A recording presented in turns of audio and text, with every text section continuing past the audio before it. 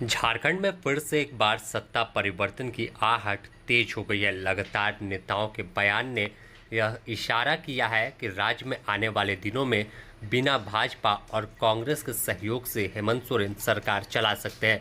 इस पर अब झारखंड की राजनीति में चाणक्य कहे जाने वाले सरयू राय का बड़ा बयान आया है।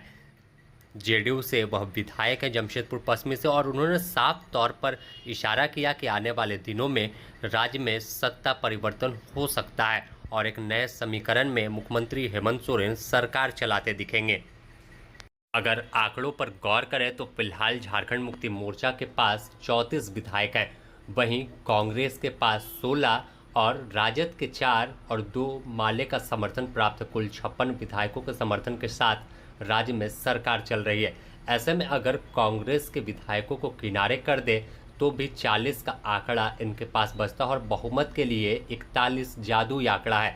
तो जो दावा सरयू राय का है उनके मुताबिक एक वह समर्थन देने को तैयार है, और इससे पहले डुमरी विधायक जयराम महतो ने भी ऐलान किया था कि जरूरत पड़ी तो राज्य सरकार को वह अपना समर्थन देंगे।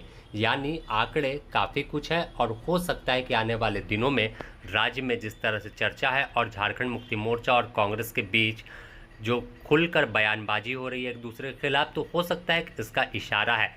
सरयू राय ने शनिवार की दोपहर 3 बजे मीडिया से बात करते हुए बड़ा बयान दिया है, जिससे राज्य की राजनीतिक तपिश बढ़ गई है। लंबे समय से बिहार में चुनाव हुआ, बिहार का चुनाव हुआ, उसमें जेएमएम हिस्सेदारी मांगा, हिस्सेदारी नहीं मिला उसको। असम के चुनाव में हिस्सेदारी मांगा, हिस्सेदारी नहीं मिला। तो जहाँ हिस्सेदारी की थोड़ी गुंजाइश है तो गठबंधन चलाने के लिए हिस्सेदारी देनी चाहिए। दूसरी बात है कि ये एक दूसरे पर जो बयानबाजी चल रही है, तो मैं तो ये कहूँगा कि हेमंत सोरेन जी एक ऐसी सरकार बना लें जिसमें कांग्रेस भी ना रहे।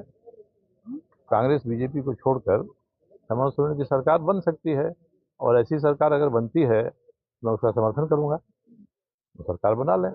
34 विधायक उनके हैं, 4 आरजेडी, 36 हो गए, 2 माले के हैं, 40 तो हो ही जा रहा है इनका।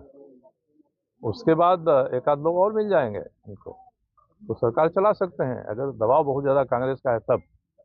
मगर ये दोनों की जो सरकार थी, एक स्थिर सरकार थी, ये सरकार बनेगी तो थोड़ा अस्थिर जैसी सरकार बनेगी। मगर हेमंत सोरेन जी हिम्मत करें, एक नई सरकार बनाए जिसमें बीजेपी है, कांग्रेस है। रुख देख कर ऐसा लगता है, मगर चुनाव हो जाएगा तो हवा का रुख किधर हो जाएगा कुछ पता नहीं। इसलिए ये जो लड़ाई लड़ रहे हैं केवल चुनाव में अपनी हिस्सेदारी के लिए यहीं तक सीमित रही तो चुनाव के बाद आएंगे, दोनों हाथ में हाथ डाल के बैठेंगे, प्रेस को बुलाएंगे और कहेंगे कि नहीं अब सारी गलतफहमी हमारी खत्म हो गई। मगर अगर सही में वास्तव में अगर इनके के राजू हैं, वो बयान दे देते हैं कि ये सारे जो अफसर यहाँ के वो माफिया, माइनिंग माफिया के दबाव में काम कर रहे हैं, तो ये तो सीधे हेमंत सोरेन जी पर हमला है। तो हेमंत सोरेन तय करते हैं, उनका जो व्यक्तित्व बना है तो एक सरकार बनाए जो जिसमें भाजपा न रहे, जिसमें कांग्रेस न रहे। उनके पास बहुमत के करीब है और हम लोग 2-4 आदमी उनको समर्थन कर देंगे। मैं तो आज पहले ही आपको घोषणा कर दिया आपके सामने। ये बना सकती है सरकार, थोड़ी अस्थिर होगी, लोगों की मांग बढ़ जाती है जैसे ना। मगर हमने तो गिना दिया आंकड़े आपको, क्योंकि कैसे सरकार बन सकती है। नहीं नहीं, बिना शर्त हम लोग समर्थन देंगे, सरकार चलाए। जो तो उससे कर रहा हूँ कि यदि सरकार बनती है, हेमंत सोरेन जी आगे आते हैं, तो मैं उस सरकार की स्थिरता के लिए उनको समर्थन दे दूंगा। चलेगी, हर चुनाव में बयानबाजी होती है, इसलिए मैं कह रहा हूँ ना कि चुनाव के बाद हवा का रुख क्या होता है। सब कहेंगे कि हम पुराने समय से सरकार चला रहे हैं, हमारी गलतफहमी दूर हो गई, बीच में कुछ हो गया था गलतफहमी, तो इसीलिए कुछ कहा नहीं जा सकता इनके बारे में। मैंने इसीलिए ऑफर दे दिया कि अगर सही में चाहते हैं हेमंत सोरेन कि कांग्रेस के लोग थोड़ा ज्यादती कर रहे हैं, ज़्यादा दबाव डाल रहे हैं, तो उस दबाव से मुक्त हो जाए।